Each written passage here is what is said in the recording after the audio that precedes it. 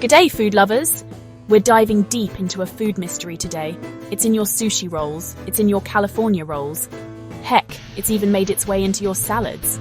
You guessed it, it's imitation crab meat. We're going behind the scenes to uncover the secrets of this popular ingredient. Now I bet you've wondered, what's actually in this stuff?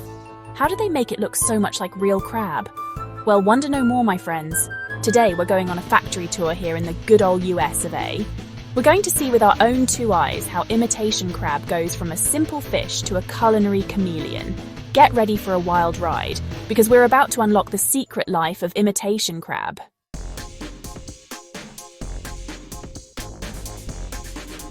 Have you ever stepped foot in a food factory?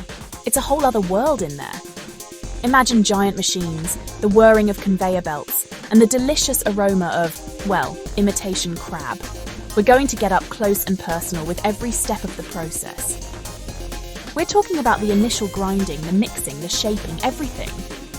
Oh, and did I mention there are some fun facts along the way?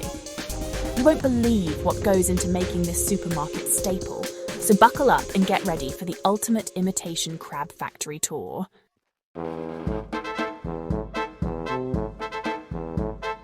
Alright, before we get all up in the factory business, let's talk about what imitation crab actually is. You might be surprised to hear it's been around for centuries. That's right, centuries. The clever folks over in Japan invented it ages ago. They called it kamaboko. Fancy, right? Now, kamaboko was a bit different back then. It was a simple fish paste, often flavoured and steamed.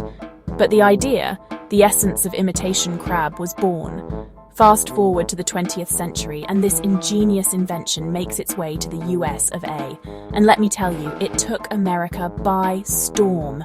Suddenly, everyone could enjoy the taste of crab, without the crab-sized price tag. Genius, I tell ya.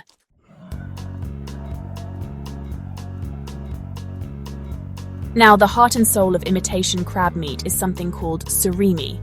Say it with me, surimi. It's fun to say and even more fun to eat. Basically, surimi is a finely ground fish paste. Think of it like the dough of the imitation crab world. Now you might be wondering, what kind of fish do they use, Rachel? Well, I'm here to tell you it's usually white-fleshed fish. We're talking about Alaskan pollock, which is a very sustainable fish, by the way. Sometimes they even use whiting or hake.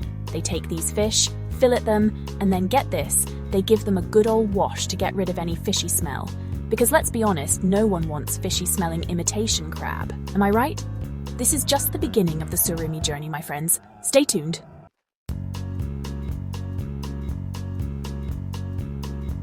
Alright, we've got our surimi, all prepped and ready to go. But here's the thing about surimi. It's pretty bland on its own. It's like a blank canvas, just waiting for some culinary creativity. And that's where the magic happens, my friends. First things first, they take that lovely white fish paste and give it a good old spin in a giant mixer. We're talking industrial-sized, folks. They add in a bit of water to get the right consistency. It's all about finding that perfect texture, you know?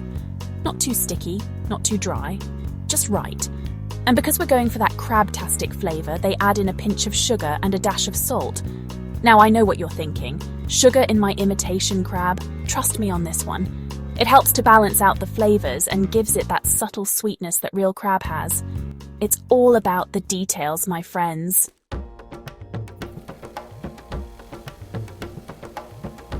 Now, this is where things get really interesting.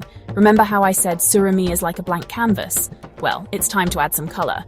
To give our imitation crab that signature taste, they mix in a few key ingredients. First up, we've got starch. Now, starch isn't just for thickening gravy, you know. It helps to bind everything together and gives the imitation crab a nice, firm texture. Next, they add in a touch of egg white. Now, egg white might seem like a strange addition, but it actually helps to create that delicate, flaky texture that we all know and love about real crab meat. It's all about mimicking the real deal, right? And of course, we can't forget about the flavour enhancers. These are carefully selected ingredients that help to enhance the natural flavours of the fish and give the imitation crab that extra oomph. Don't worry, they're perfectly safe to eat. It's all about creating that irresistible taste.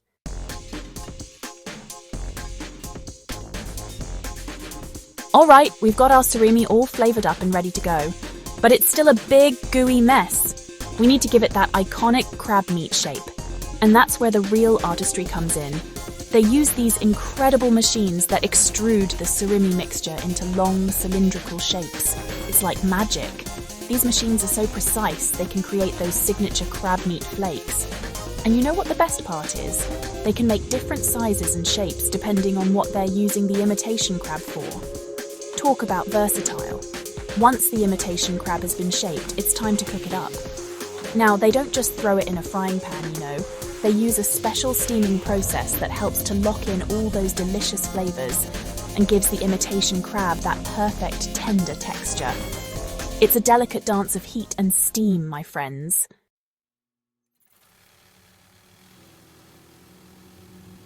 Good day again, folks. We're back in the factory and things are heating up, literally.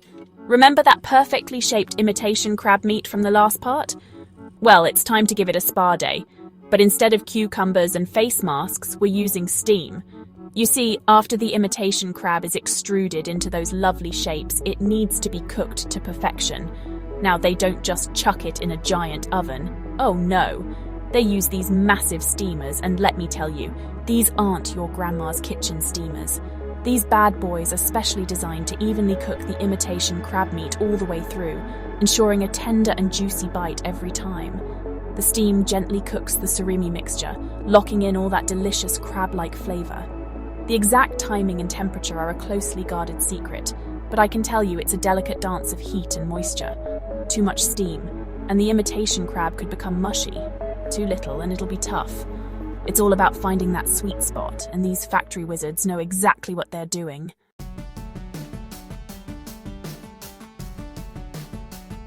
Alright, our imitation crab has been steamed to perfection, and it's looking mighty fine. But here's the thing. It's still one big, long log of deliciousness. We need to give it that signature flaky texture that screams crab meat. That's where these ingenious machines come in, my friends. They've got these rollers with tiny little blades that gently tease apart the imitation crab, creating those delicate flakes that we all know and love. It's like watching a culinary ballet. The precision is incredible. They don't want to shred it to bits, just delicately separate it into those perfect bite-sized pieces. Now, depending on what they're making, they can adjust the size of the flakes. Sometimes they need big, chunky flakes for salads, and sometimes they need smaller, more delicate flakes for sushi rolls. It's all about tailoring the texture to the final product. Clever, right?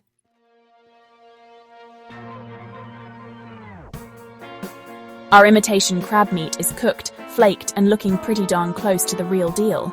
But we're not quite finished yet. You see, real crab meat has a subtle reddish-pink hue on the outside, and we want our imitation crab to look the part. Don't worry, we're not talking about any artificial dyes here. They use a touch of natural food colouring, often derived from paprika or other plant-based sauces, to give the imitation crab that authentic look. They use these clever little sprayers that lightly mist the outside of the imitation crab meat, creating that signature reddish tint. And let me tell you, the attention to detail is remarkable.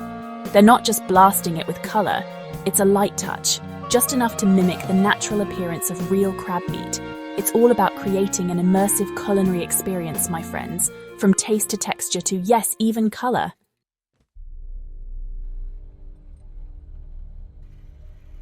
Alright, folks, we're at the final stage of our imitation crab meat adventure. The imitation crab is cooked, flaked, coloured, and looking absolutely irresistible. Now it's time to package it up and send it out into the world to be enjoyed in all its glory. First up, the imitation crab meat is weighed and portioned into those convenient packages you find at the grocery store. They use these super efficient machines that ensure each package contains the exact amount of imitation crab meat. No more, no less. Then the packages are sealed up tight to keep everything fresh and delicious. Finally, they're labelled with all the important information, like the ingredients, nutritional facts, and of course the expiration date. And just like that, our imitation crab meat is ready to hit the shelves.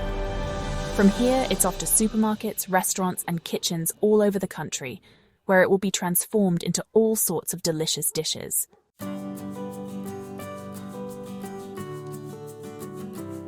Now, I know what you're thinking.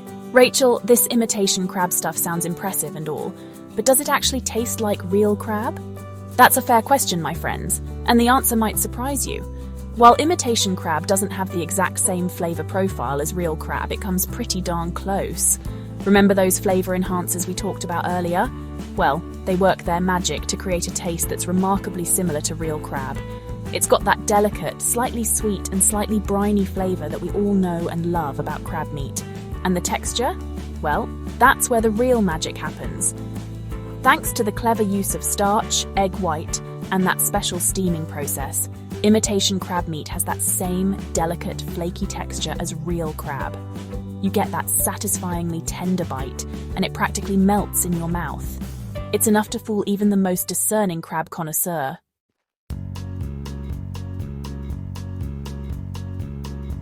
Now, you might be wondering about the nutritional value of imitation crab meat. After all, it's made from fish, so it's got to be healthy, right? Well, it's a bit more complicated than that. On the one hand, imitation crab meat is naturally low in fat and calories, which is always a good thing. It's also a decent source of protein, especially if you're looking for a leaner alternative to real crab meat. However, it's important to remember that imitation crab meat is a processed food. This means that it often contains added sugars, starches, and flavor enhancers, which can add up in terms of sodium and carbohydrates. So, while it's not necessarily unhealthy, it's always a good idea to enjoy imitation crab meat in moderation as part of a balanced diet.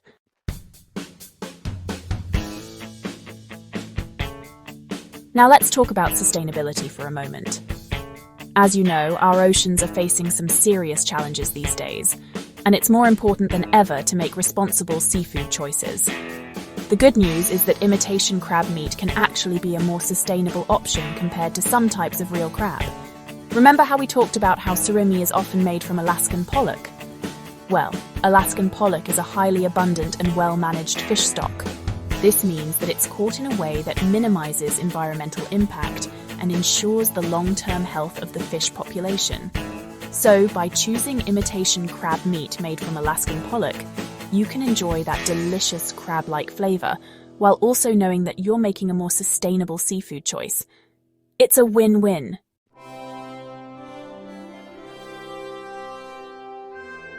Well, my foodie friends, there you have it. The incredible journey of imitation crab meat.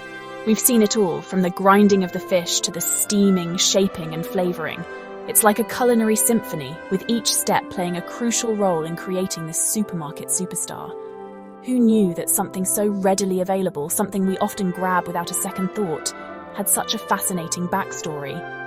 It's a testament to human ingenuity, really.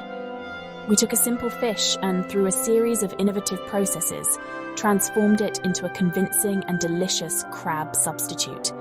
It's not about trickery, my friends, but rather about making the joy of seafood accessible to everyone.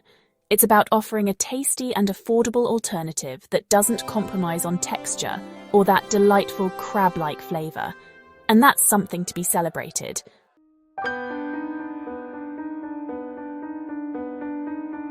Here in the US of A, we've truly embraced imitation crab meat. It's become a staple in our kitchens, a go-to ingredient for everything from sushi rolls to creamy dips and flavorful salads. And why not? It's versatile, affordable, and oh so delicious. We love the convenience of it, the way it effortlessly elevates our everyday meals. It's a testament to the fact that good food doesn't have to be expensive or complicated. Sometimes the simplest ingredients, transformed with a little ingenuity, can bring the most joy to our tables. So, the next time you reach for that package of imitation crab meat, take a moment to appreciate the journey it took to get to your plate. It's a story of innovation, flavor, and the love of good food, shared by cultures across the globe.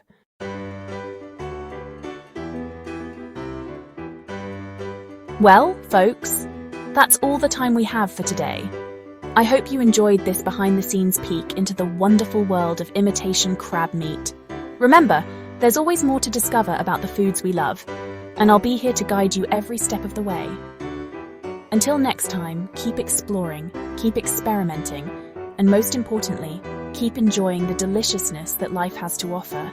and never underestimate the power of a good imitation crab meat salad.